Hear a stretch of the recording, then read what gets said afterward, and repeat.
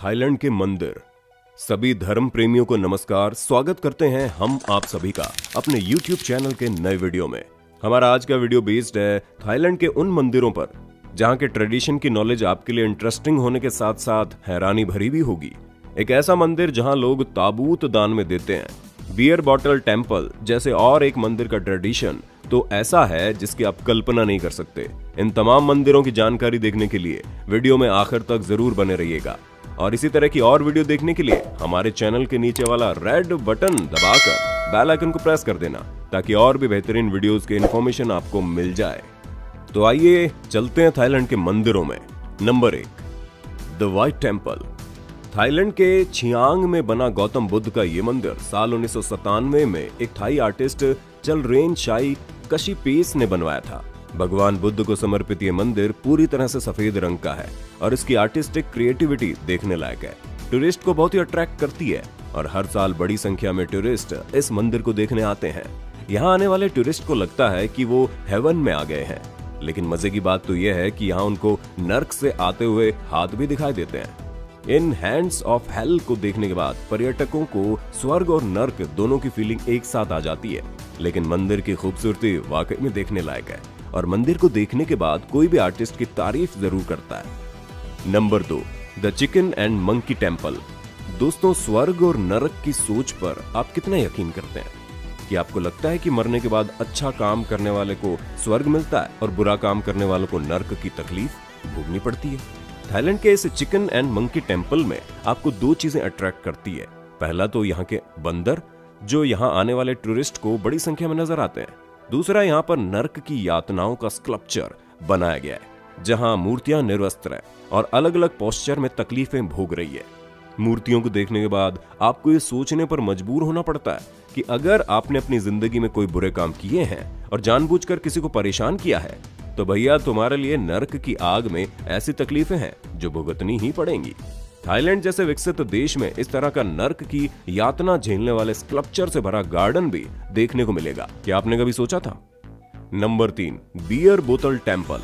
सामान्य रूप से जब हम मंदिर जाते हैं तो नहा धोकर पवित्र मन से जाते हैं, जहां जाकर मीट और शराब का तो विचार भी नहीं आता। लेकिन इसके बावजूद थाईलैंड के सीता केप में एक ऐसा मंदिर मौजूद है जो पूरी तरह से बियर की बोतलों से बना हुआ है। इस मंदिर को बनाने में करीब 1 मिलियन से ज्यादा बियर बोतल का इस्तेमाल किया गया है। मंदिर को अगर आप दूर से देखेंगे तो वो सामान्य नजर आएगा, लेकिन जैसे ही आप इसके नजदीक जाएंगे तो आप देखेंगे इसकी छत पर बोतलें लगी हुई है। छत के साथ साथ दीवारों पर भी बियर की बोतलें लगी हैं। मंदिर के बीचों बीच एक प्रतिमा है और इसके चारों तरफ इंटीरियर भी बियर बोतलों से सजाया हुआ है। वैसे खाली बोतलों का इस्तेमाल तो हमारे यहाँ भी होता है, घर के इंटीरियर को सजाने के लिए या फिर घर के भीतर मनी प्लांट लगाने के लिए। लेकिन थाईलैंड के धार्मिकों ने तो मंदिर ही बना दिया।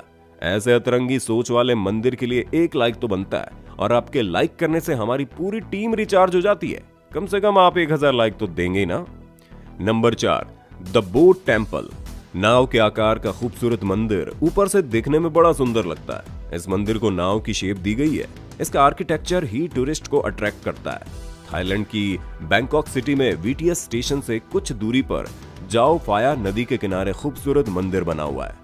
हर साल लाखों टूरिस्ट केवल एक खूबसूरत मंदिर के अमेजिंग आर्किटेक्चर को देखने आते हैं। मंदिर के शानदार आर्टिस्टिक क्रिएटिविटी को भेजने के बाद हर कोई आर्टिस्ट की तारीफ जरूर करता है। नंबर 5, द फैले श्राइन टेम्पल। दोस्तों, हमारे देश में भगवान शिव के प्रतीक के रूप में जिस पिंडी की पूजा होती है उसे शिवलिंग कहते हैं। हालांकि जिन लोगों को संस्कृत भाषा का ज्ञान नहीं है वे लोग इसे कुछ और ही अर्थ दे देते हैं, लेकिन है ये शिवलिंग मूल रूप से भगवान शिव का प्रतीक यानी उनका चिन्ह है। इसकी पूजा अक्सर होती है। आपने बड़े बड़े शिव मंदिरों में शिवलिंग देखे होंगे और उनकी पूजा भी की होगी। लेकिन क्या आप यकीन करेंगे, थाईलैंड में एक देवी का मंदिर ऐसा है जहाँ मेल पेनिस के साइज का चढ़ावा चढ़ता है। लोग संतान सुख को पाने के लिए लकड़ी या रबर के बने मेल पेनिस देवी को समर्पित करते हैं और उनका मानना है कि इस तरह उनके संतान को पाने की इच्छा पूरी हो जाएगी। थाईलैंड के बैंकॉक में सियान नदी के किनारे एक मठ बना हुआ है। इस मठ के किनारे आसपास दुकानें हैं और उन दुकानों में एग्जैक्ट मेल पेनिस के आकार वाले लकड़ी या रबड़ के पेनिस मिलते हैं, जिन्हें लोग खरीद कर मंदिर में देवी चाओ माई तुकबिन को चढ़ाते हैं।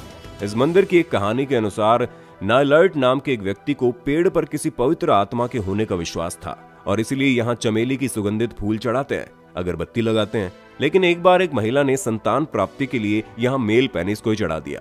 उसके बाद वो प्रेग्नेंट हो गई, उसने एक बच्चे को जन्म दिया। उसके बाद यहाँ संतान प्राप्ति की चाह रखने वालों ने मेल पेनिस को चढ़ाने की परंपरा ही शुरू कर दी। तब से लेकर आज तक इस मंदिर में ये परंपरा लगातार चल रही है। Number 6, the coffin temple. ये मंदिर काफीन टेम्पल के नाम से फेमस है। यहाँ आने वाले हर श्रद्धालु को एक ताबूत खरीदना होता है और मंदिर में समर्पित करना होता है। मंदिर में ताबूत समर्पित करने के साथ ही वो एक बार उस ताबूत में लेटकर फिर उससे बाहर आते हैं और उसे मंदिर में समर्पित करके चले जाते हैं। ऐसा माना जाता है कि वो ताबूत आगे चलकर उन लोगों के काम आते हैं जो गरीब हैं और अपने मरने के बाद ताबूत का खर्चा नहीं उठा सकते। ऐसे लोगों के मरने के बाद उनकी अंतिम क्रिया इन्हीं ताबूत में की जाती है और इसे कहते हैं सद्भावना, जो थाईलैंड में देखी जाती है, जिंदगी के साथ भी, जिंदगी के बाद भी। आप क्या सोचते हैं इस बारे में कमेंट बॉक्स में लिखना जरूर। नंबर 7, वाट प्रा केओ और ग्रैंड पैलेस। थाईलैंड में भगवान राम के जीवन का प्रभाव और मान्यता इतनी ज्यादा है कि वहां के राजा को भी राम के नाम से जाना जाता है। रामा प्रथम से लेकर रामा 10 तक वहां के राजाओं के नाम पर राम की ही छाप पड़ी हुई है। थाईलैंड का ग्रैंड पैलेस 250 साल पुराना है और इसमें पहले राजा निवास करते थे। यहाँ पर आज केवल स्पेशल फेस्टिवल ऑर्गेनाइज किए जाते हैं। आम पब्लिक को यहाँ केवल पैलेस के बाहरी हिस्से में घूमने की इजाजत है, अंदर जाने की इजाजत किसी को नहीं है। अगर आप थाईलैंड जाते हैं, इस मंदिर में एंटर करना चाहते हैं, तो यहाँ की एंट्री फीस है 5000 बहत, यानी कि 1200 रुपए। इसके नजदीक मौजूद है मंदिर वाट प्रा केओ। ये मंदिर एमरल्ड बुद्ध का है। टूरिस्ट के लिए मंदिर के भीतर फोटोग्राफी करना मना है, लेकिन बाहर का सीन ही इतना खूबसूरत है कि हर पर्यटक को आकर्षित कर देता है। यहाँ पर गौतम बुद्ध की जो प्रतिमा बनी हुई है वो केवल एक पन्ना यानी एमरल्ड से बनी हुई है। ये बहुत ही बड़ा और खूबसूरत मंदिर है। आपको यहाँ थाई और कंबोडिया स्टाइल के साथ साथ यूरोपियन स्टाइल का आर्किटेक्चर भी देखने को मिलता है। इस मंदिर पर जो कारीगरी की गई है वो सोने के साथ बहुत ही बारीकी से की गई है और यही इस मंदिर की खूबसूरती को और शानदार बनाती है। यहाँ के आर्किटेक्चर थाईलैंड के हर एक राजा इंटरेस्ट के अकॉर्डिंग बना हुआ है। थाईलैंड की पुरानी राजधानी अयुतथ्या का नाम भारत की अयोध्या से मिलता जुलता है। ग्रैंड पैलेस के इसी परिसर के अंदर के मंदिरों में रामायण की पूरी कहानी चित्रों में नजर आती है। इन खूबसूरत पेंटिंग्स में रामायण के हर एक सीन को बड़ी बारीकी से उतारा गया है। आपको बता दें, मंदिरों की पेंटिंग से भरी एक गैलरी 1.5 किलोमीटर एरिया में फैली हुई है। तो भगवान राम का इस देश पर कितना प्रभाव है वो आप इस मंदिर को देखकर समझ सकते हैं। नंबर 8, वाट फो टेम्पल। गौतम बुद्ध के इस टेम्पल को ऑफ रिसाइक्लिंग बुद्धा भी कहते हैं। थाईलैंड का ये मंदिर पूरी दुनिया में फेमस है और हर समय यहाँ पर्यटकों की भारी भीड़ रहती है। यहाँ आपको बुद्ध की 46 फीट की प्रतिमा देखने को मिलेगी। ये प्रतिमा लेटी हुई कंडीशन में है। बुद्ध के केवल पैर ही 5 फीट के हैं। यहाँ आकर खुद इस मंदिर को देखना अपने आप में एक अलग एक्सपीरियंस है। इस मंदिर में आने की एंट्री फीस है 200 बहत, यानी कि 500 रुपए। Number 9, Wat Arun. Temple of Dawn के नाम से मशहूर थाईलैंड का बेहद खूबसूरत मंदिर नदी के किनारे मौजूद है। इस मंदिर से सनसेट का सीन बहुत ही खूबसूरत दिखता है। मंदिर की सीढ़ियां बहुत ही ऊंचाई तक जाती है। इस मंदिर की सीढ़ियों को चढ़ना भी आसान नहीं है, लेकिन अगर आप चढ़ जाते हैं तो इस मंदिर के खूबसूरत आर्किटेक्चर को देखकर आपका हार्ट गार्डन होने वाला है। रात के समय जब इस मंदिर पर लाइटिंग की जाती है तो नजारा देखने लायक और बहुत ही जबरदस्त होता है। इस मंदिर की एंट्री फीस है 50 बहत, यानी कि लगभग 130 रुपए। साथियों, ये थे थाईलैंड के कुछ मंदिरों की खूबसूरत विजुअल्स और उनके ट्रेडिशन के बारे में इंफॉर्मेशन। आपको कैसा लगा ये वीडियो कमेंट में लिखना। जल्दी मिलते हैं नए वीडियो में। जय हिंद, जय भारत, वंदे मातरम।